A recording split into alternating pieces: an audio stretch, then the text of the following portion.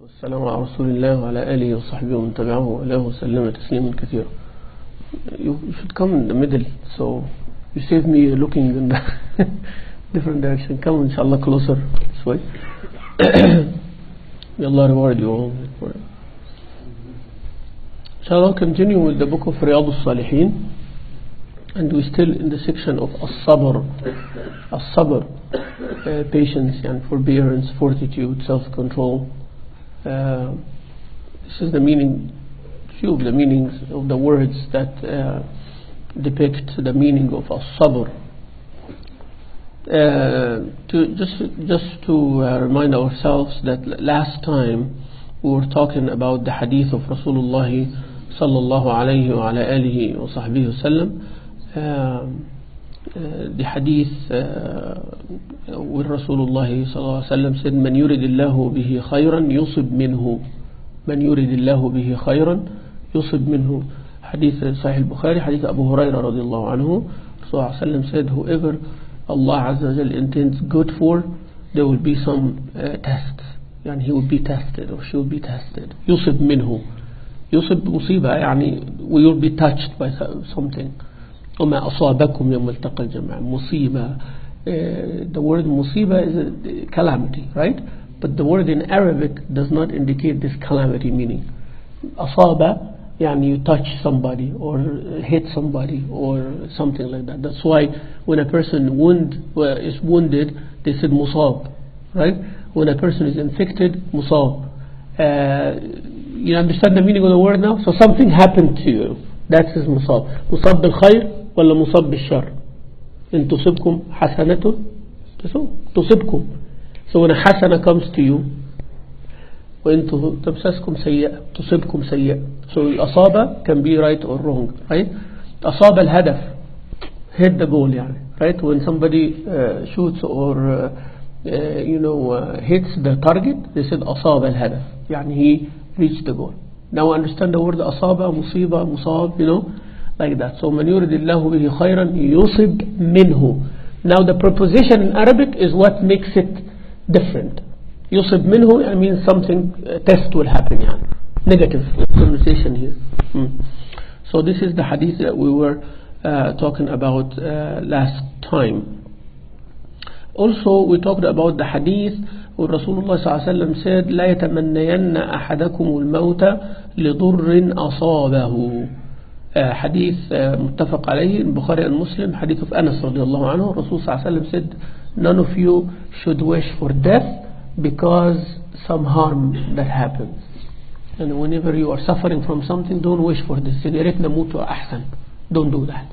Yeah, this is common, right? Somebody is too much pressured somehow, or having some physical or emotional or some social issues, right?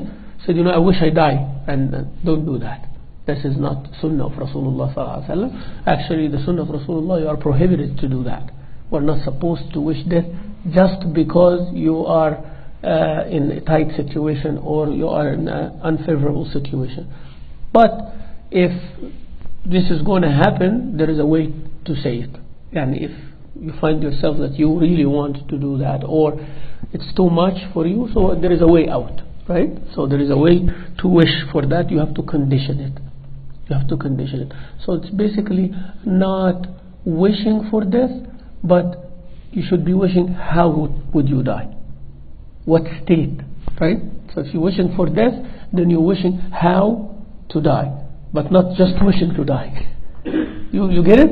So here Rasulullah said, if it's going to happen, فليقل, then you should say, اللهم أحيني ما كانت الحياة خيرا لي وتوفني إذا كانت الوفاة خيرا لي.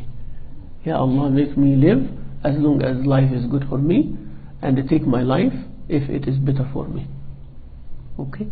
So Sayyidina Yusuf alayhi salam, he said, رب قد أتيتني من الملك وعلمتني من تأويل الأحاديث فاطر السماوات والأرض أنت ولي في الدنيا والآخرة توفني مسلما وألحقني بالصالحين. Sayyidina Yusuf alayhi salam, he said, Ya Allah, you are the one who gave me all of this, and so make me live as Muslim, make me die as Muslim. توفني مسلما. So he's not here saying توفني. He's not saying take my life. No, he said, when you take my life, I want to be a Muslim at that time. Right? توفني مسلما. Someone can come and say, what about the dua of Maryam alayhi salam when she was giving birth to Isa alayhi salam? She said, يا ليتني مت قبل هذا وكنت نسيا منسيا. I wish I died before this day. So there is two answers for that. One, that the Sharia of the nations before is not ours, right? This is the easy way to answer it. But actually the more analytical way to answer it is again to see that she wishes to die before she sees the fitna. And this is a fitna for her, right? That's how she's pregnant, she's giving birth without the conventional way, and now she's going to face trouble. So she doesn't want to be in the fitna, and which is okay. You ask Allah Azza wa Jal not to make you die in a state of test or fitna, right? Because you don't know whether you're going to succeed or not. So there are ways to respond to that as well. So those are the hadith that we stopped at before the month of Ramadan. May Allah accept. So the hadith of today, still in the section of As-Sabr. في صحيح البخاري عن أبي عبد الله خباب بن الأرت رضي الله عنه. This is the Sahabi of Rasulullah sallallahu alayhi wa sallam, who also died في سبيل الله, for the sake of Allah Azza wa Jal. So أبو عبد الله خباب بن الأرت رضي الله عنه قال: شكونا إلى رسول الله صلى الله عليه وسلم وهو متوسد بردة له في ظل الكعبة فقلنا ألا تستنصر لنا ألا تدعو لنا. So Khabbab ibn al-Arat radiallahu anhu is saying that while we were in Mecca, we complained to Rasulullah, means him and a few other Sahaba who were under this physical torture, like Bilal radiallahu anhu, Ammar ibn Yasir, Khabbab ibn al-Arat. Khabbab ibn al-Arat at the time of Sayyidina Umar ibn al-Khattab radiallahu anhu, he asked him, how hard was it that you were going through? So Sayyidina Umar was among those who were punishing them at that time, right? But now later Sayyidina Umar is the Khalifa, so he's saying how hard it was. So Khabbab did not respond with words. He showed him his back, right? He showed him his back, and the description is that he saw marks that bone deep in his back, like the flesh is like in a certain way that this was the punishment, right? So he was telling him later, after that, after he showed him, and everybody was like shocked from this, he said the fat in my body was the only thing that extinguishes the coal or the fire that they used to drag me on, right? They used to put like fire on the ground, and they used to drag me from my feet over it, back and forth, right? And the only thing that extinguishes this fire was the fluid that coming out from my body, right? So he was in that kind of torture, right? So he goes to Rasulullah sallallahu alaihi wasallam among other companions and said, Ya Rasulullah, why you are not asking Allah to relieve us from this? ألا تستنصروا لنا, why you are not seeking help? ألا تدعو لنا, why you are not praying to Allah Azza wa Jalla? So Rasulullah sallallahu alaihi wasallam responded in a different way, right? So Rasulullah sallallahu alaihi wasallam فقال قد كان من قبلكم يؤخذ الرجل فيحفر له في الأرض فيجعل فيها ثم يؤتى بالمنشار فيوضع على رأسه فيجعل نصفين ويمشط بأمشاط الحديد ما دون لحمه وعظمه ما يصده ذلك عن دينه. He said, Wallahi, before you, the person like you, who was following Allah's word, would be brought forth, and then they will dig a hole for him in the ground, and then he would be put in it, and then after that they will bring the saw, minshar, and then it would be in the middle of his head, and they will cut him to 2 halves, right?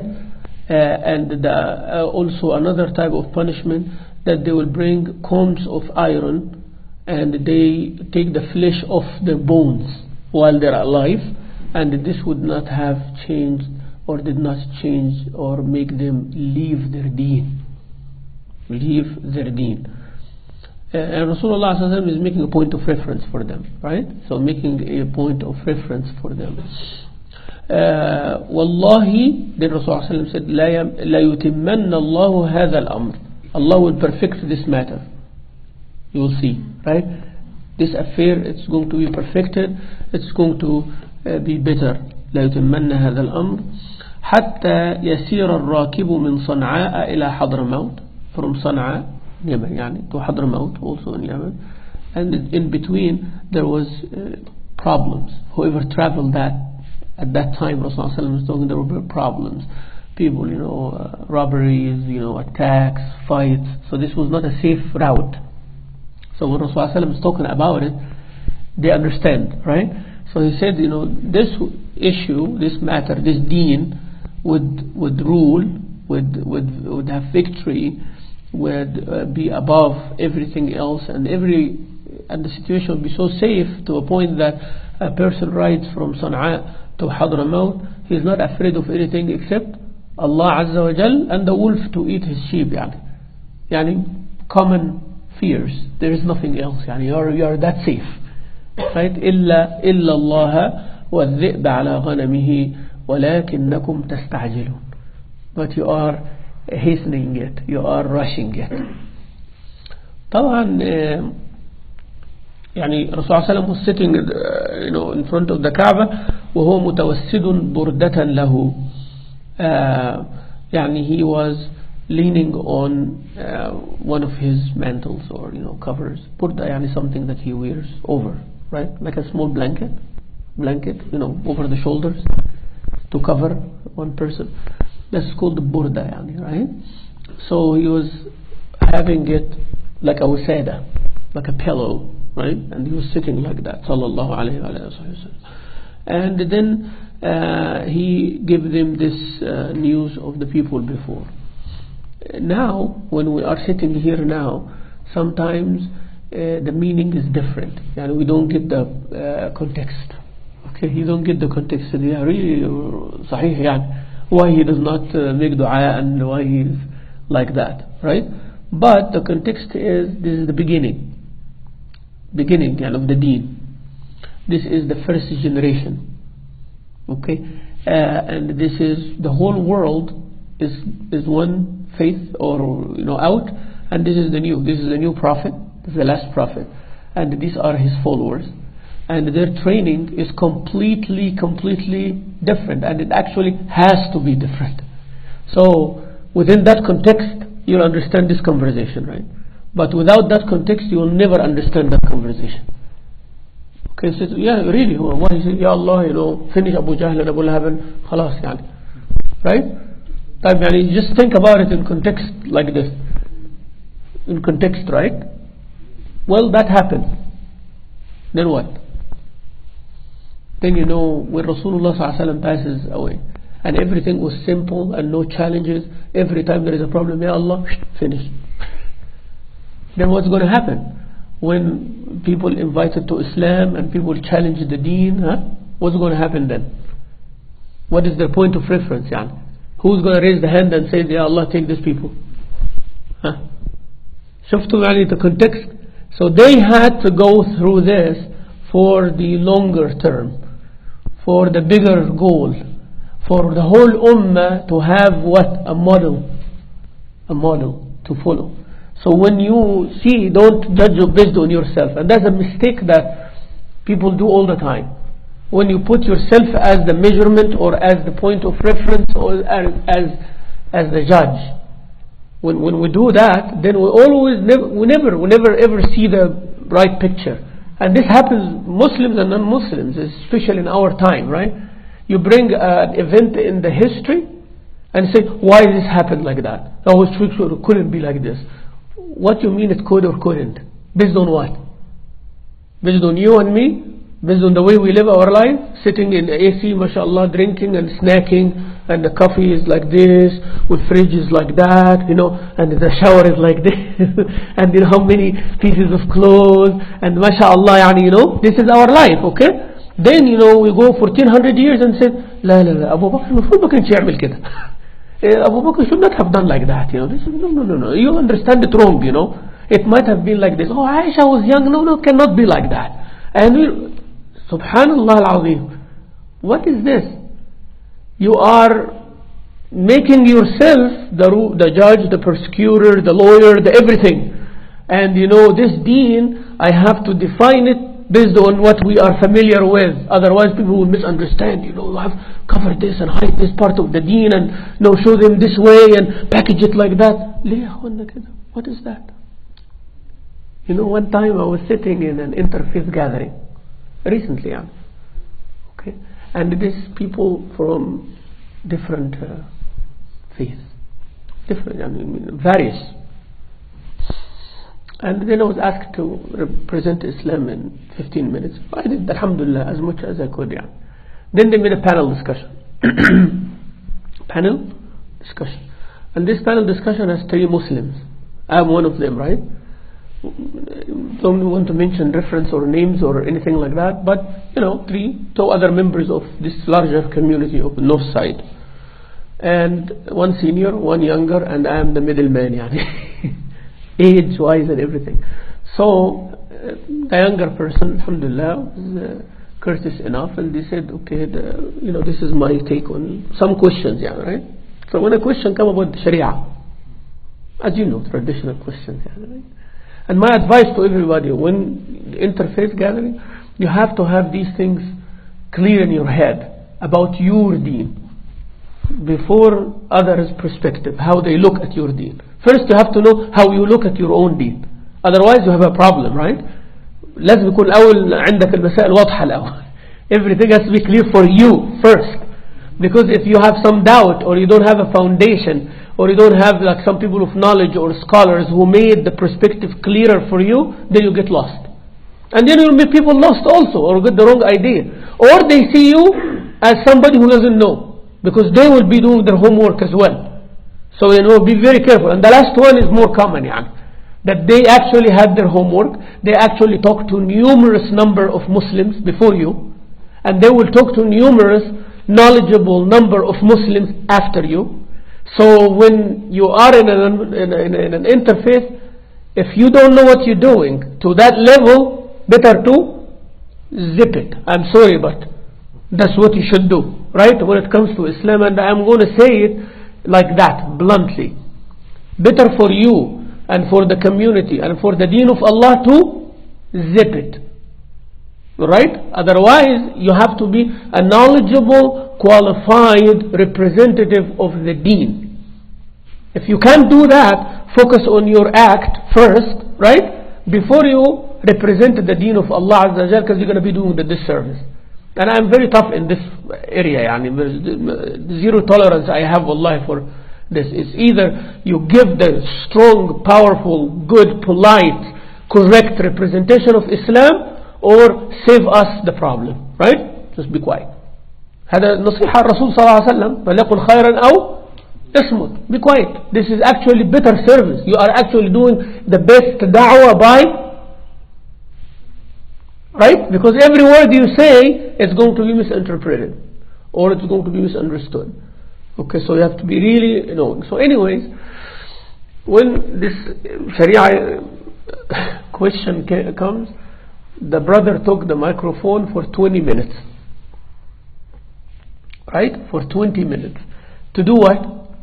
To tell everybody that this Sharia is nothing from the Quran, is nothing from the Hadith. It is the interpretation of few people like you and me. And there is lots of wrong things in our Sharia. Lots of wrong things in our Sharia, and it needs to be purged, right? Many things there, and like that, and start giving example, that apostasy, the stoning and all of this. This has nothing to do with the deen and all of that. And I'm sitting and listening to my brother doing this, right? And this is not someone young. This is someone in the interfaith for the past maybe 25 years. Yani. It's not like a small guy, yani, right? Then amazing thing happens after that. That amazing thing is, after the 20 minutes, and everybody had to listen to them, then comes this man and they say, and what is your opinion? Right? What's your take on this? Right? I say, I know, I just say one word only. Actually, our Sharia of the Islam is so tolerant and flexible that someone like my brother can say and attack what he says. You know, this is the proof, right? This is the proof that nobody killed them, nobody attacked them, and nobody say anything, and they have been saying this for 20 plus years, right? Which is the opinion that he is entitled to, but it does not represent, what Sharia is. This is scholarship, lots of researches, lots of people. This is 1400 years of academia. You cannot just come and do that. This is unfair, yani. From the academic perspective, the professor should not be doing all of this with politeness, yani, not to appear that we are like this, right? But that's an opinion. I said this kind of opinion has been going actually for ages, right? And yes, many people they are against those things that our brother said. Okay, but that's one opinion of it, and our Sharia is collection of both. I am opposite to what he says, and both of those, this is what our Sharia is, right? Telling you to say and all of that, but you have to substantiate what you say with proof, with research, with dalil, with many things, right? And we moved on. So what I'm trying to say is, put things in perspective. You'll understand.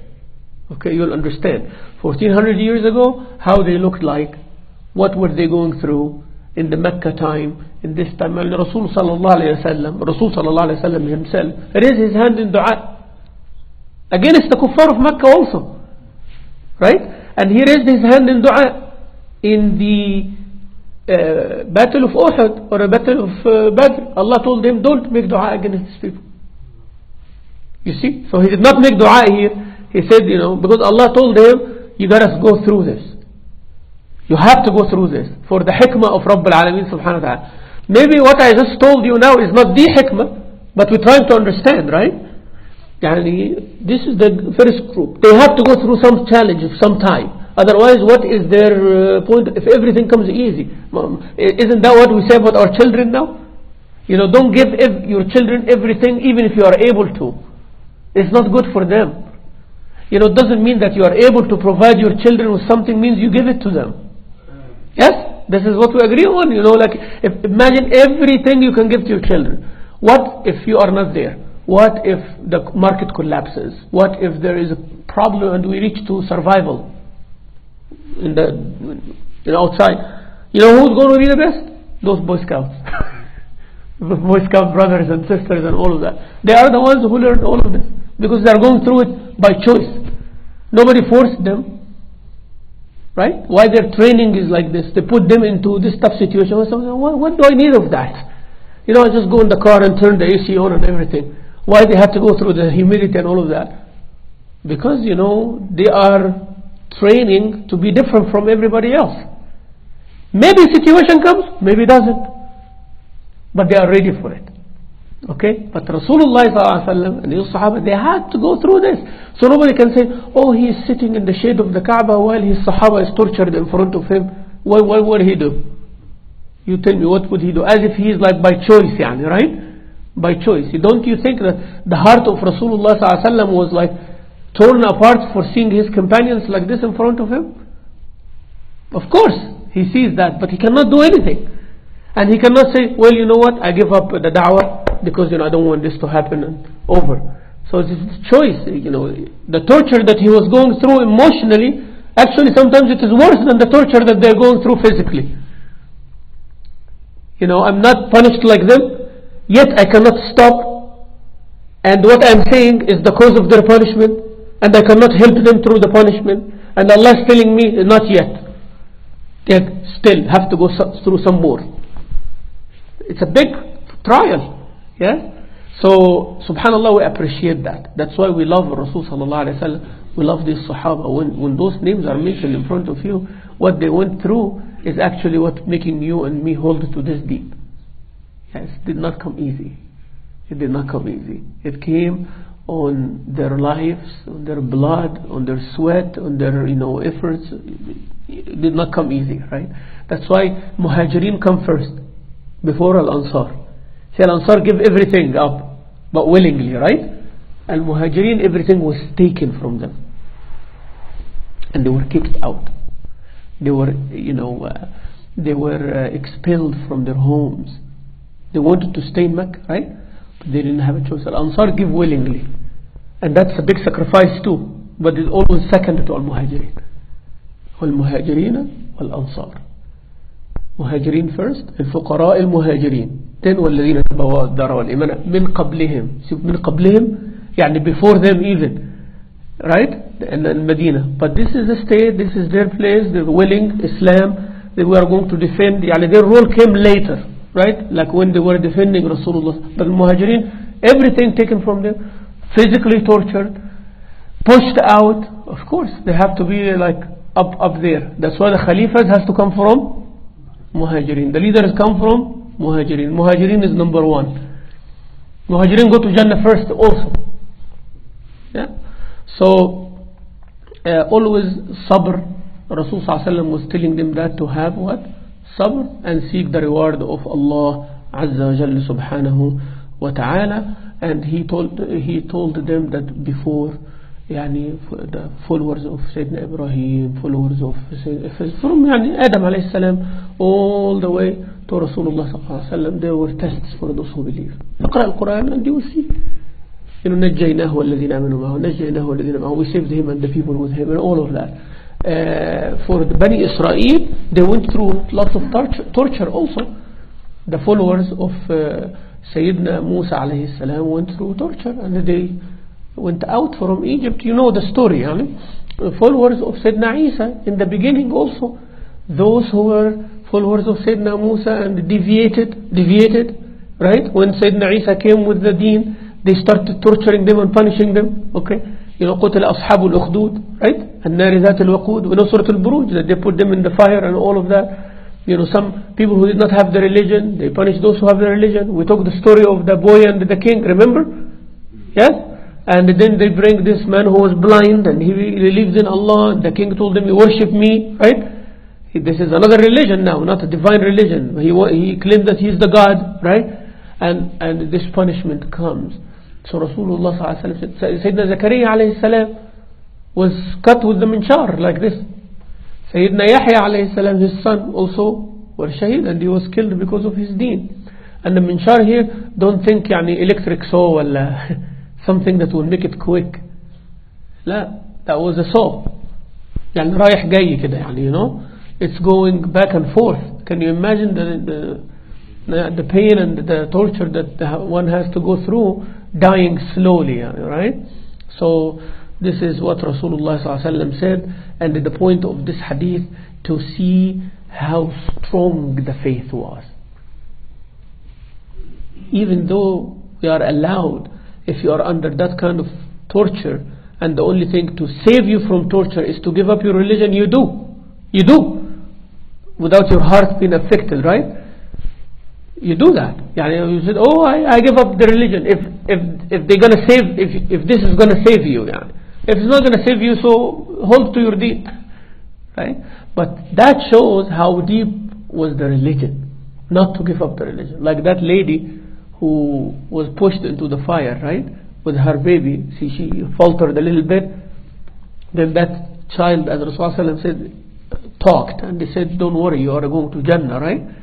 So that shows how deep and how strong that faith, for someone to die slowly like this, but their deen is dearer to them than their life.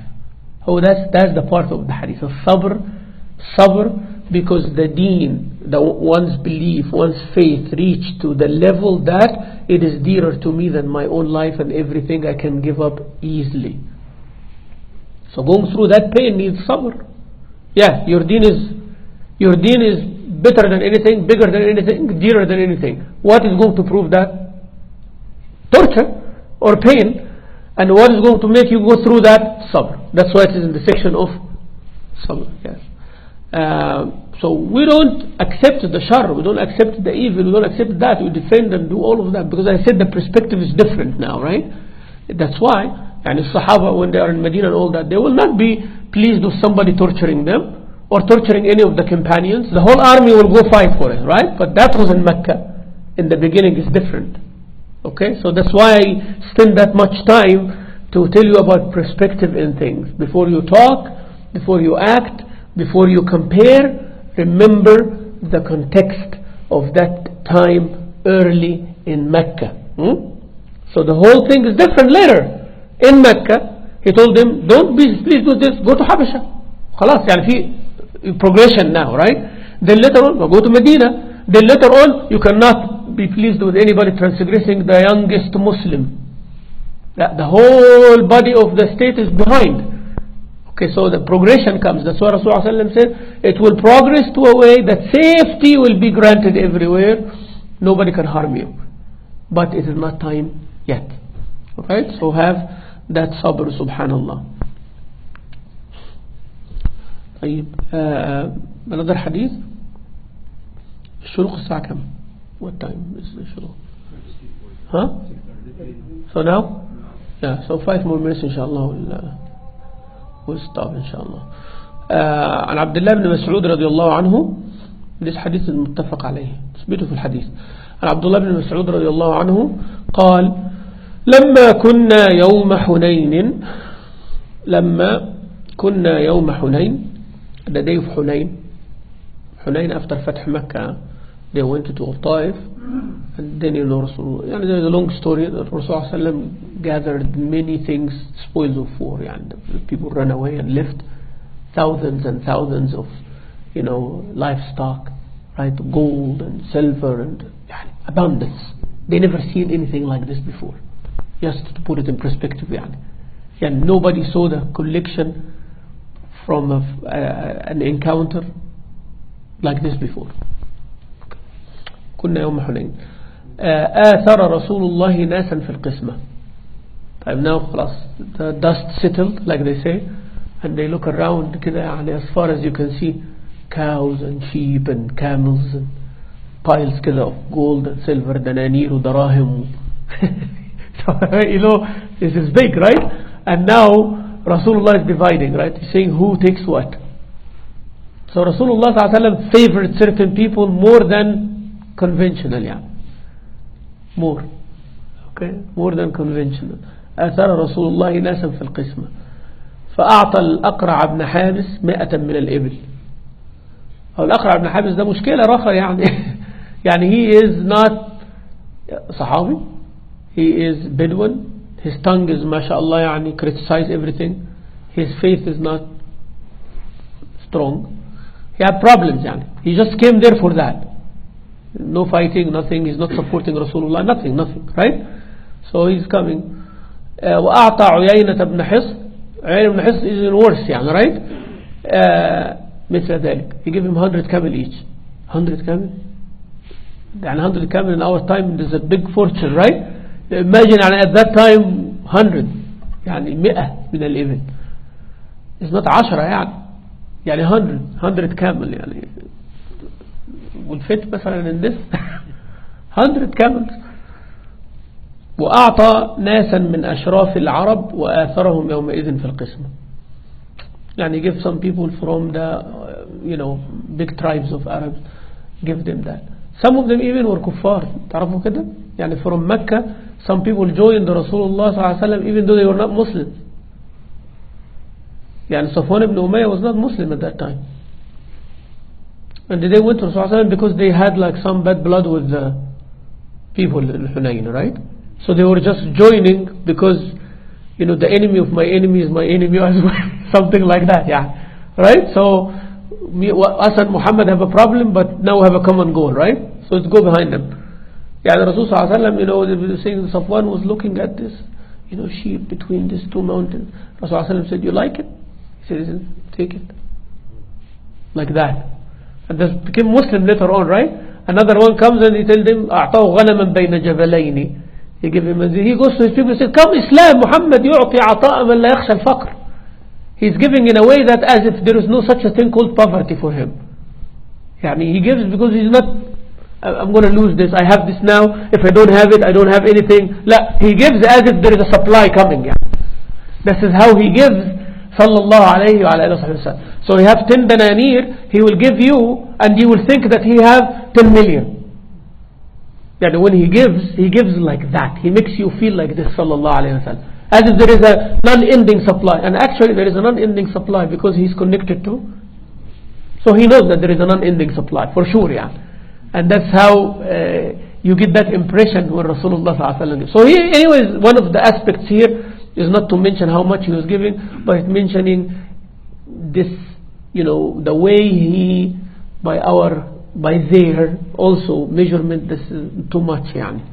We're the ones who fought, we're the ones muhajirin, we're the ones ansar, and these people, why are you giving them this much, right? And that's where sabr is, right? Yeah, where sabr is. So فقال رجل, a person said, طبعا not in a public gathering, in a small gathering كده, a man said a word, he could not take it يعني anymore. He could not take it anymore. So what he says, he said, والله إن هذه قسمة ما عدل فيها. This kind of division, no justice in it. It's not fair. We hear that from our children all the time. Yeah? It's not fair. How come you taking my sister, and you didn't never take me? Never, huh? Never. And actually it was 2 weeks ago, you just did the same for them, right? Why I'm mentioning this exact example? Because intolerance, you are not, you are just reacting to your desire, right? I want this thing, and when I see you giving it to someone else, I say it's not fair. But you forget that 2 months ago or last year I favored you also with something, but you didn't say anything. You didn't. Like when I favored you, you took it for granted, and you did not say, oh, did you give others like me? Nobody says that. But when the others are taking, it's always, why I didn't get the same? And that is the cause of the problem, because they forgot that they have Rasulullah sallallahu alaihi wasallam. So that, if you have the khair, the source of khair with you, and some of what he has he's giving to others, to go away, right? Just go away. This man doesn't, and me and you, we have deeper relationship, so you will understand. If I have stronger relationship with you, and when I'm walking out, somebody comes and I give them full attention, and I leave you there, you should not be mad. You should say, oh, see, he ignored me and he went with that person first, they talk. But if you really understand our relationship, you would be the one who understand. Actually, I left you because I know you will understand. But I cannot leave this guy or this person because he will not understand. Right? He will not understand. So these are the type of things that goes back to what kind of relationship you have with Rabb al-Alameen, with Rasulullah sallallahu alaihi wasallam. So this person here, the relationship was more personal and a personal benefit. It was not a relationship of Rasulullah, I am the follower, whatever he does, there is some hikmah, he knows better, I trust him.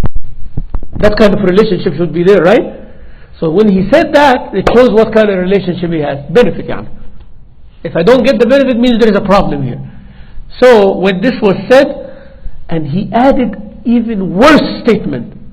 He said, وَاللَّهِ إِنَّ هَذِهِ قِسْمَةٌ مَا عُدِلَ فِيهَا. Justice or fairness were not observed in this division. وَمَا أُرِيدَ فِيهَا وَجْهُ اللَّهِ. And this was not done for the sake of Allah. Who's the one who's doing it? Who's the one who's dividing? Who's the one? And you are saying that he's not doing it for Allah's sake. So who else then? Khalas, the whole thing is gone now. If you think Rasulullah is not fair, if you think that he does actions not for the sake of Allah, kharibat ad-dunya. Yeah, actually that statement itself can be kufr wal-'iyadhu billah. Then Abdullah ibn Mas'ud was sitting. He said, Wallahi la ukhbiranna Rasulullah. By Allah, I'm going to tell Rasulullah this. This cannot just go like that. Why? Because if it does not go to Rasulullah sallallahu, someone now have a precedent, right? Yeah, so the nufus here, a problem. And here I want to stop. Sometimes a person wants to say something. So be careful where you're saying it and in front of who you're saying it. Maybe you are saying it to mean good, maybe, but there are many weak people and weak hearts around. It can be, taken as a precedent, and it causes more fitna. So Abdullah ibn Mas'ud said, this cannot go unchecked. فأتيته, I went to Rasulullah صلى الله عليه وسلم فأخبرته بما قال. I told him what was said. فتغير وجه النبي صلى الله عليه وسلم, تغير وجهه حتى كان كالصرف. صرف يعني الذهب يعني, أو it is a red dye, the red dye, يعني when, like a color يعني, to dye clothes or something like that, red. in Urdu lal, both lal. So his face sallallahu alaihi wasallam became so red, like this, كالصرف. And that was a sign that Rasulullah is mad, sallallahu alaihi wasallam. When somebody is like unhappy, you said, the face became very red, كالصرف. ثم قال, Rasulullah said, فمن يعدل إذا لم يعدل الله ورسوله. Who is going to be just if Allah and His Rasul, they are not just or fair?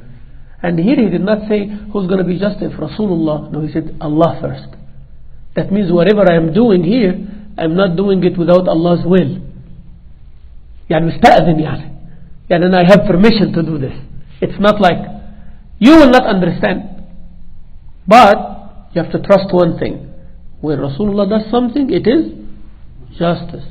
That's why I started the session by, you are not the measurement.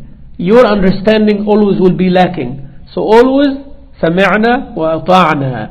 Allah and His Rasul. Once you have a sahih proof that this is Allah said, that Rasulullah ﷺ said, خلاص, our mind, we accuse ourselves, right? Maybe I did not understand, but I know for sure it is justice.